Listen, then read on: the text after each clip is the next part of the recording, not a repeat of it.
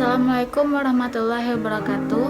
Kami dari kelompok 6 akan menampilkan hasil diskusi kami tentang deskripsi dan analisis vegetasi atau teknik pengambilan sampel.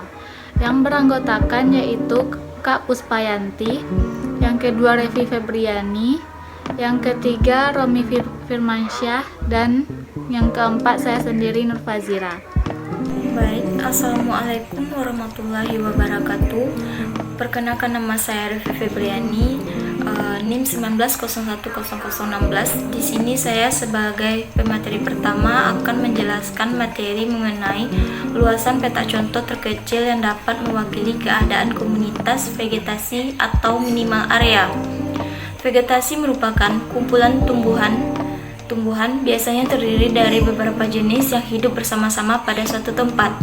Dalam mekanisme kehidupan bersama tersebut terdapat interaksi yang erat, baik di antara sesama individu, penyusun vegetasi itu sendiri maupun dengan organisme lain, sehingga merupakan suatu sistem yang hidup dan tumbuh serta dinamis. Ukuran minimum dari suatu peta plot dicari dengan menghitung pertambahan jumlah dari spesies tumbuhan bersamaan dengan pengandaan luas area. Dengan cara mendata jenis-jenis tumbuhan yang ada dalam peta, kemudian ukuran peta dilipat gandakan menjadi 2 kali dari ukuran sebelumnya. Ada 3 cara untuk mendapatkan tanaman pada plot: secara acak atau sembarang, cara sistemik untuk memudah dalam pembuatan plot pada vegetasi yang homogen, dan cara stratified bila vegetasi kurang homogen dapat dilakukan penempatan secara bertingkat. Ukuran minimum dari suatu plot tunggal tergantung kepada kerapatan dan banyaknya jenis-jenis tumbuhan yang terdapat dalam plot tersebut. Ukuran minimum ini digunakan pada kurva spesies area.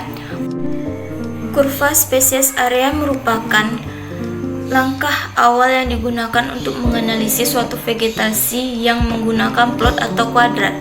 Luas minimum digunakan untuk memperoleh luasan sampling area yang dianggap representatif dengan suatu tipe vegetasi pada suatu habitat tertentu yang sedang dipelajari.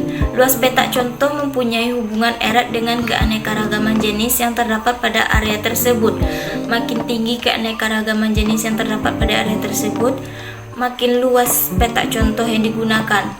Bentuk luas minimum dapat berbentuk bujur sangkar, 4 persegi panjang, dan dapat pula berbentuk lingkaran. Luas peta contoh minimum yang mewakili vegetasi hasil luas minimum akan dijadikan patokan dalam analisis vegetasi dengan metode kuadrat. Selanjutnya yaitu analisis vegetasi dengan metode kuadrat. Analisis vegetasi adalah suatu cara mempelajari susunan atau komposisi vegetasi secara bentuk atau struktur vegetasi dari tumbuh-tumbuhan. Dengan analisis vegetasi dapat diperoleh informasi kuantitatif tentang struktur dan komposisi suatu komunitas tumbuhan.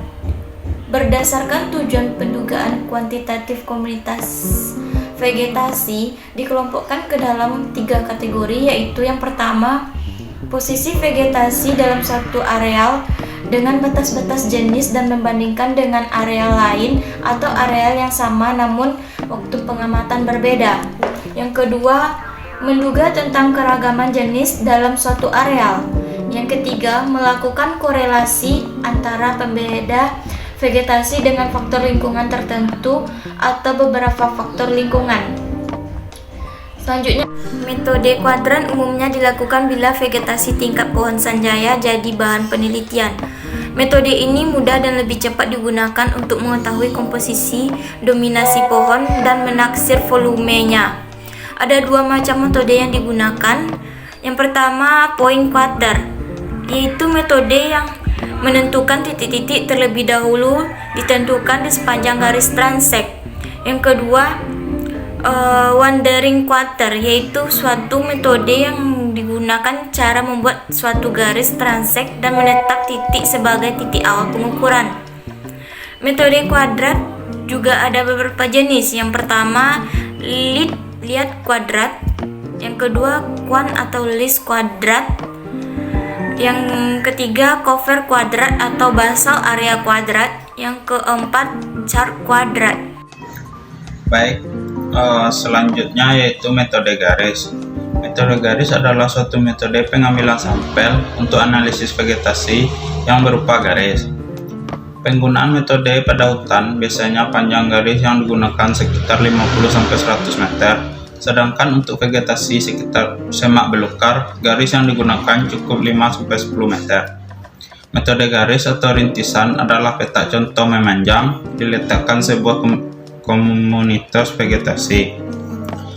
Untuk area yang luas, metode ini sering digunakan karena selain cepat juga cukup teliti. Misalnya untuk inventarisasi gulma di suatu perkebunan muda yang mempunyai gulma terdiri atas populasi yang rapat, rendah, dan berkelompok dengan batas kelompok yang jelas.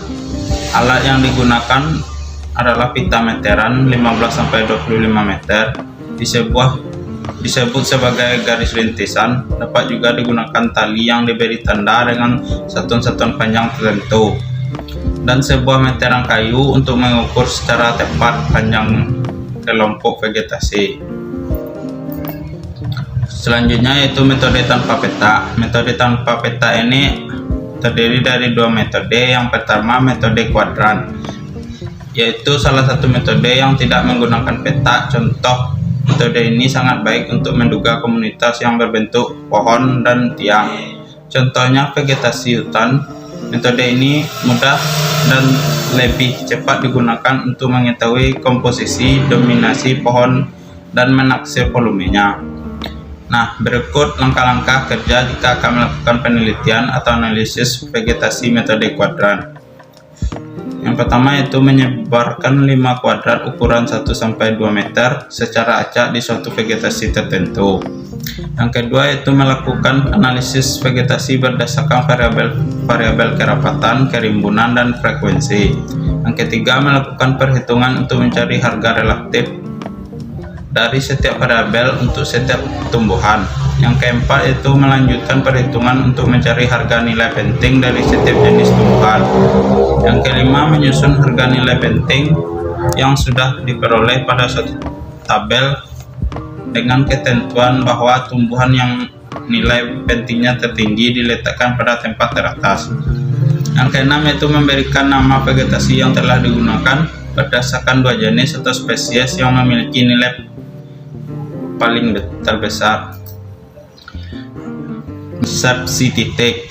Pada metode ini, tumbuhan yang dapat dianalisis hanya satu tumbuhan yang benar-benar terletak pada titik-titik yang disebar atau diproyeksikan mengenai titik-titik tersebut. Dalam menggunakan metode ini, variabel-variabel yang digunakan adalah kerapatan, dominasi, dan frekuensi.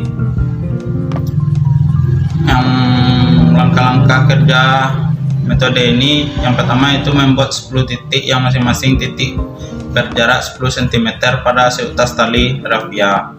Yang kedua, menancapkan hewan atau kawat atau lidi pada setiap titik dan menebar tali rafia tersebut secara acak atau sistematis.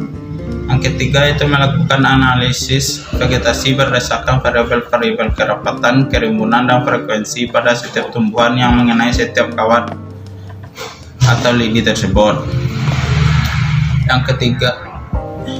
Yang keempat itu melakukan 10 kali pengamatan sehingga akan diperoleh 10 seri titik.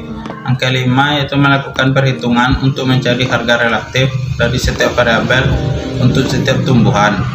Yang keenam itu melanjutkan perhitungan untuk mencari harga nilai yang penting dari setiap jenis tumbuhan. Yang ketujuh itu menyusun harga nilai penting yang sudah diperoleh pada suatu tabel dengan ketentuan bahwa tumbuhan yang nilai pentingnya tertinggi diletakkan pada tempat teratas. Yang ke-8 yaitu memberi nama vegetasi yang telah digunakan berdasarkan dua jenis atau spesies yang memiliki nilai penting terbesar. Baik, hanya itu. Assalamualaikum warahmatullahi wabarakatuh. Itulah hasil diskusi kami. Jika ada salah kami mohon maaf. Saya tutupi dengan wassalamualaikum warahmatullahi wabarakatuh.